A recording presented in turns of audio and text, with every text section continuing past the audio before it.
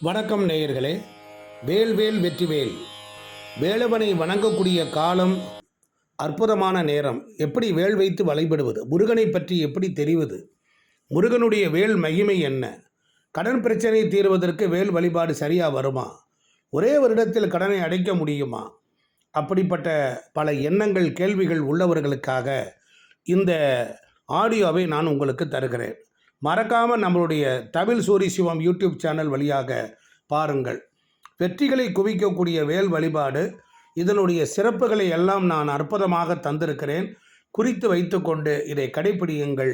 வாழ்வில் வெற்றியை பெறுங்கள். வெற்றிகளை குவிக்கக்கூடிய வேல், வீட்டில் எப்படி வேல் வழிபாடு செய்வது, உலகமெல்லாம் இருக்கக்கூடியவர்கள் வீட்டில் வேல் வைத்து பூஜை செய்யும் முன் பார்க்க வேண்டிய விஷயங்கள் என்ன என்பதை எல்லாம் ரொம்ப தெளிவாக அடியேன் உங்களுக்கு கொடுத்திருக்கிறேன். பார்த்து மகிழுங்கள். வெற்றி பெறுவது நிச்சயம். வேல்வேல் வெற்றிவேல். நன்றி, வணக்கம். உலகலாம் உணர்ந்து ஓதற்கு அறியவன், நிலவுலாவி நீர்மலி வேணியன். வணக்கம் நேயர்களே. கௌமாரம் என்பது ஒரு சிறப்பான வழிபாடு. மூவிரு சமயத்து முதல்வி என்று உண்டு. அந்த கௌமாரத்திற்குரிய கடவுள் ஆறுமுகப் பெருமான்.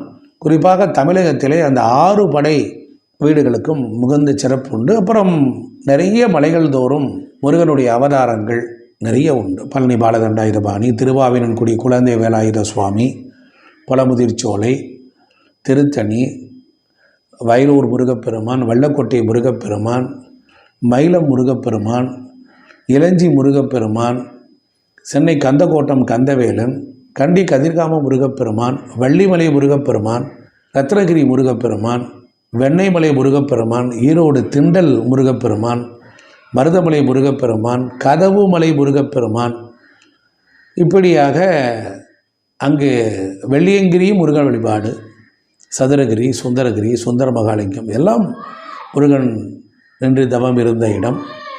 கொடைக்கானலில் இருக்கக்கூடிய பூம்பாறை முருகப்பெருமான், இப்படியாக சரவண பெலகுள்ளா, நிறைய முருகப்பெருமான்.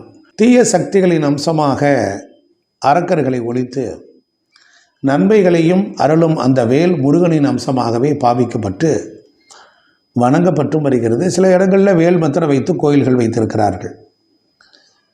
கோவில்களில் செய்யப்படும் வேல் வழிபாட்டை போலவே நம்முடைய வீடுகளிலும் ஒரு சிறிய அளவில் வைத்து அந்த வேல் வழிபாடு செய்வார்கள். வெள்ளியில் ஒரு வேல் வைத்திருப்பார்கள். இல்லங்களில் செய்யும் முறை, நன்மைகள் என்னென்ன கிடைக்கும் என்பதெல்லாம் நாம் தெரிந்து கொள்ளலாம் இந்த வீடியோவில். பக்தர்களினுடைய தீமையான வினை பயனை எல்லாத்தையும் அழிக்கக்கூடிய ஆற்றல் முருகனுக்கு உண்டு. இந்த வேல் ப்ளஸ் ஆயுதம் வேலாயுதம். வேல் வழிபாடு செய்ய விரும்புபவர்கள் ஏதேனும் ஒரு புகழ்பெற்ற முருகன் கோவிலுக்கு நீங்கள் போகணும்.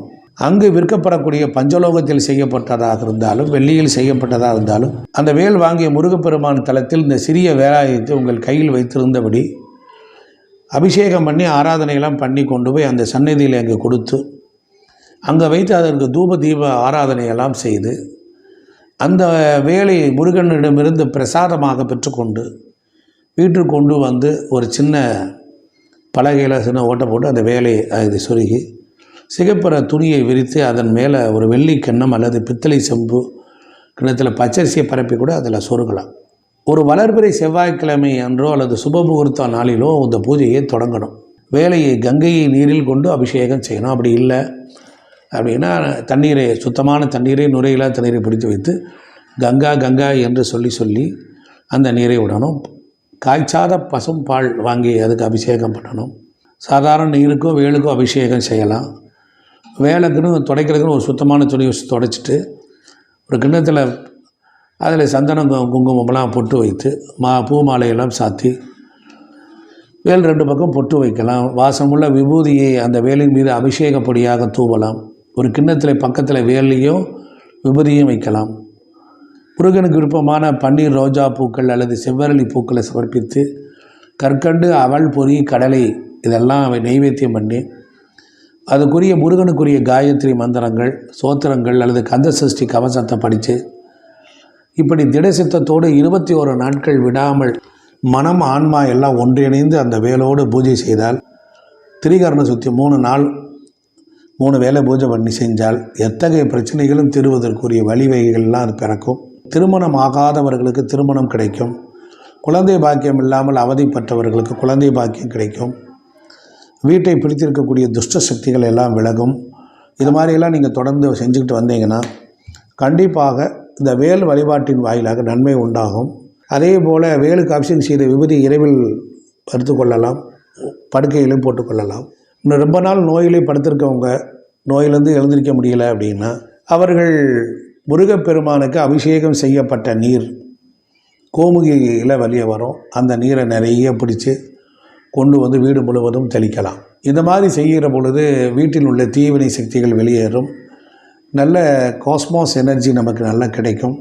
சில பேர் டெய்லி இப்போ எல்லா டிவி சேனல்லையும் காலையில் கந்த சஷ்டி கவசம் போடுறாங்க. அதை கேட்டுக்கிட்டு இந்த பூஜையும் பண்ணி முடிக்கலாம். நீங்கள் காதாலையும் கேட்ட மாதிரி இருக்கும், நீங்களும் பூஜை பண்ண மாதிரி இருக்கும். எதுவும் தெரியலைன்னா முருகா முருகா என்று சொல்லிக்கொண்டே வணங்கி வழிபட சரவண பாபா சொல்லலாம். இப்படி எண்ணும் எழுத்தும் 24 மணி நேரமும் முருகனுடைய சிந்தனையோடு இருந்தால் நீங்கள் குளிக்க, நடக்க, பேச, கொள்ள உங்கள் உடம்பையே வேலாக மாற்றிக்கொள்ளுங்கள். நீங்கள் பார்த்த இடமெல்லாம் மங்களகரம் வருது என்று நீங்கள் நினையுங்கள். வெற்றி வெற்றி வெற்றி. வெற்றிவேல் முருகனுக்கு அரோகரா. வேல் வழிபாடு வேலவனை வழங்கியதற்கு சமானம். இல்லறத்திலும் இருந்து கொண்டு ஒருவன் இறைநிலையை அடைய முடியும் என்பதை நிரூபிப்பதற்கு முருகப்பெருமான் உங்கள் இல்லங்களில் உற்ற நண்பனாக வருகிறார். பூமி சம்பந்தப்பட்ட குற்றம், பூமி சம்பந்தப்பட்ட வில்லங்கம், பிரச்சனைகள்